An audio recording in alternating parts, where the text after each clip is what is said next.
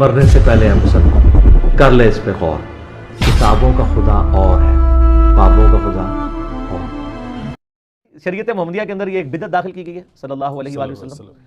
یہ جس طریقے سے کئی کہانیاں چل رہی ہیں نا، یہ کنڈے بھی ایک کہانی ہے۔ حضرت سیدنا امام جعفر صادق رحمت اللہ علیہ کا یوم عرس ہے 15 رجب۔ اپنی طرف سے جھوٹ۔ حضرت سیدنا امام جعفر صادق رضی اللہ تعالی عنہ کے ایصال ثواب کے لیے یہ کیے جاتے ہیں۔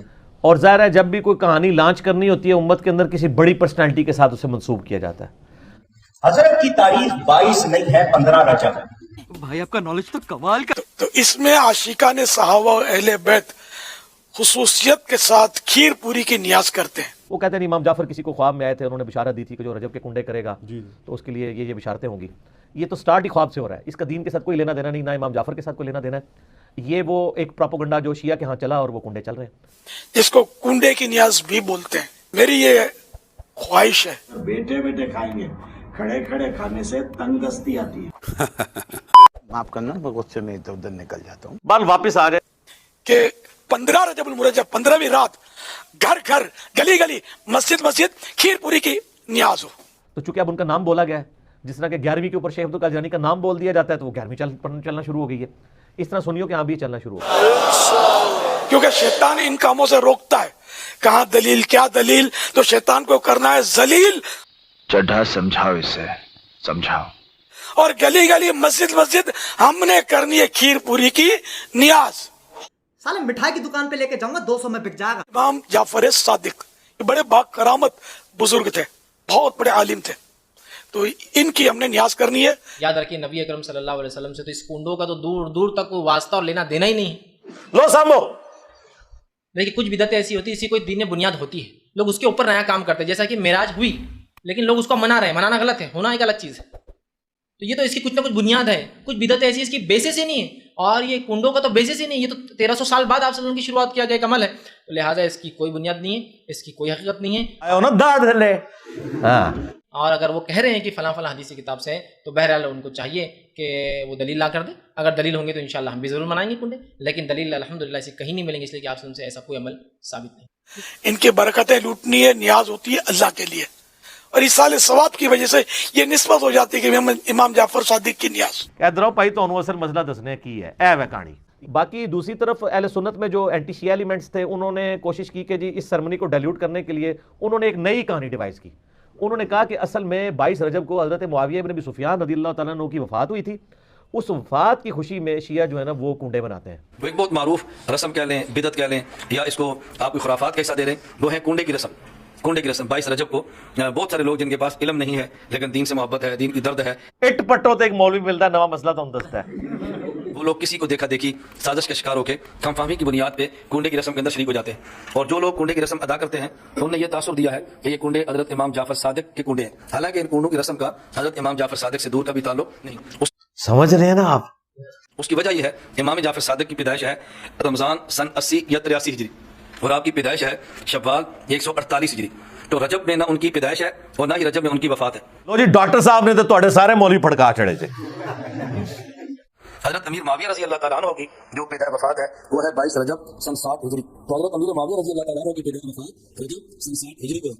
اصل کیا تھا کہ جو امیر معاویہ رضی اللہ تعالیٰ کے دشمن ہے اور شریعت کا باغی ہے، فراغ تشیع ہے، ان لوگوں نے حضرت امیر معاویہ رضی اللہ تعالیٰ عنہ کی وفات پر رات کو چھپ کر یہ حلوے اور مانڈے پکا کر خوشی کی ہے۔ اہل سنت کا زور تھی، طاقت تھا، اتنی ہمت نہیں تھی کہ اہل سنت کے سامنے اعلانیہ طور پہ امیر معاویہ رضی اللہ تعالیٰ کی وفات پر خوشی منائے، اس لیے خوشی منائی لیکن چھپ چھپ کے منائی۔ لوگوں میں جو بات کہانی مشہور ہے جس کی وجہ سے اصل نزاع ہے وہ یہ، ارے باپ رے، یہ تو دھوتی کھول رہا ہے کہ 22 رجب تاریخ ہے حضرت امیر معاویہ رضی اللہ عنہ جو صحابی ہے۔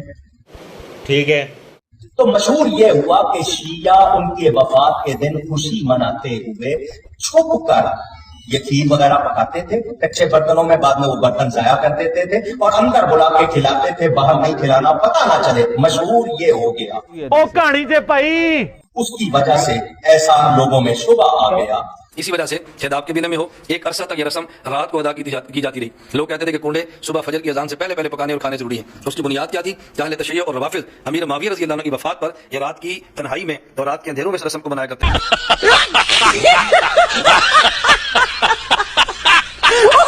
لیکن جب سے شیعت نے زور پکڑا یا یوں کہ اہل سنت کے ایمان میں کمزوری آئی اور اپنے عقائد کا تحفظ چھوڑا ہے، اس وقت سے اب دن کو اعلانیہ طور پر بھی کنڈوں کی رسم شروع ہو گئی ہے. یہ کہانی جب آپ نے دریافت کی ہے تو یہ کہانی دریافت جن لوگوں کے بارے میں کی ہے سر، ان کی بھی رائے لے لیں کہ ان کا موقف یہ ہے بھی ہے کہ نہیں. اگر حضرت امیر معاویہ کی دشمنی میں ہو رہا ہے، ان کے خلاف ہو رہا ہے، تو ایسے کسی ایصال ثواب سے ہمارا تعلق وہ تو کہتے ہیں ہم کو کوئی اہمیت دیتے ہی نہیں ہے، ہم ان کو اتنا امپورٹنٹ پرسنالٹی کے طور پہ نہیں مانتے. وہ کیا مانتے ہیں وہ ایک علیحدہ معاملہ ہے، لیکن کہتے ہیں اتنا بھی ہم نے سیریس نہیں لیا ہوا ان کو. یہ اسی طریقے سے ہے جیسا کہ بریلویوں کو یہ کیا کہانی کی کروائی جاتی ہے اور دیوبندیوں کو کہ اہل حدیث اماموں کو نہیں مانتے. تو وہ ایک کہانی انہوں نے چلا دی اور وہ کہانی ان کی بکنی شروع ہو گئی کہ اماموں کو نہیں مانتے. وہ آپ اہل حدیثوں سے پوچھے آپ اماموں کو مانتے ہیں، وہ کہتے ہیں سر اماموں کو نہ مانے تو ہماری ساری کتابیں ختم ہو جائیں گی، کیونکہ امام بخاری کے استاد ہیں احمد بن حنبل، احمد بن حنبل کے استاد ہیں امام شافعی، امام شافعی کے استاد ہیں امام مالک، اور ان اماموں سے حدیثیں ہیں بخاری مسلم میں. اگر ہم ان اماموں کو ہی نہ مانیں تو ان حدیثوں کو پھر ہم کہاں سے مانیں گے جن کی چین سے وہ آ رہی ہیں. وہ پھر آپ کو بتائیں گے کہ ہم اماموں کو بھی مانتے ہیں اور اماموں کی بھی مانتے ہیں. تو اسی طریقے سے شیعہ کے بارے میں کہانی کرا دی، وہ حضرت معاویہ کی ڈیتھ کا دن منا رہے ہیں اور یہ سنی بھی ان کے دیکھا دیکھی شروع ہو گیا، ان کا اور چل رہا ہے. یہ ایصال ثواب کے معاملے میں میرا بالکل کیٹاگوریکل ایک اوپینین ہے. لاکھوں لوگوں نے یوٹیوب پہ میری ویڈیو دیکھی ہے، مسئلہ نمبر 74، 11ویں ہو، میلاد ہو، محرم کی نیاز ہو یا آپ کی رجب کے کنڈے ہوں، ان ساروں کے بارے میں کہ یہ سب کی سب ایکٹیویٹیز دین میں خود سے داخل کی گئی ہیں. ہوں سمجھ آئی میں کتنے کہنا وا؟ مرنے سے پہلے اے مسلمان کر لے اس پہ غور، کتابوں کا خدا اور ہے، بابوں کا خدا اور، کتابوں کا پیمبر اور ہے، بابوں کا پیمبر اور. ہم ان کو کفر و شرک والا معاملہ نہیں کہتے لیکن بدعت تو ہیں. اب رہ گیا مسئلہ کہ اس طرح کی ایکٹیویٹیز میں جو کھانا ہے وہ حلال ہے یا حرام ہے. وہ بھی میں نے اس کے اندر بتایا ہوا ہے کہ کھانے کو حرام کہنے کے لیے یہ چیز ضروری ہے کہ آپ پہلے اس کی حرمت ثابت کریں.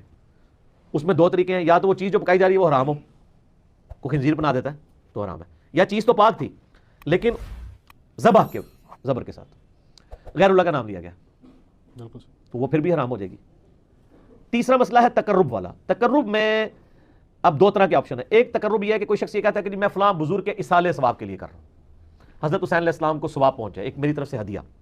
تو اس کے معاملے میں بھی ایسا کوئی سختی والا معاملہ نہیں ہے. لیکن اگر کوئی تقرب یہ کر رہا ہے کہ یہ ایصال ثواب ان کو پہنچے اور وہ میرے مشکل کشا ہے اور اس کے بدلے میں یہ میری مصیبت حل کر دیں گے، تو وہ تو نیاز کے بغیر یہ عقیدہ شرکی ہے. نیاز تو سائڈ پہ رہ گئی، ایک عقیدہ ہی غلط ہے. سمجھ رہے ہیں نا آپ؟ ٹھیک ہے نا. تو ہمارا تو موقف یہ ہے کہ ہمارے پاس کوئی اس طرح کی کھانے پینے کی چیز لے آتا ہے، ہم اس سے پہلے پوچھتے ہیں کس کے نام کی ہے. اگر وہ کہتا ہے اللہ کے نام کی ہے تو بسم اللہ پڑھ کے کھا لیں. اگر وہ کہتا ہے یہ فلاں بزرگ کی ہے تو اسے پوچھیں یہ بزرگ کے نام سے مراد آپ کیا لے رہے ہیں؟ کیا ان کی رضا کی خاطر ہے، ان کے نام کا ذبیحہ ہے؟ تو سر یہ کوئی بھی نہیں آپ کو کہے گا. کوئی جاہل کہہ دے تو کہہ دے، وہ کہے گا نہیں اللہ کا نام دیا ثواب پہنچانا ہے انہوں نے.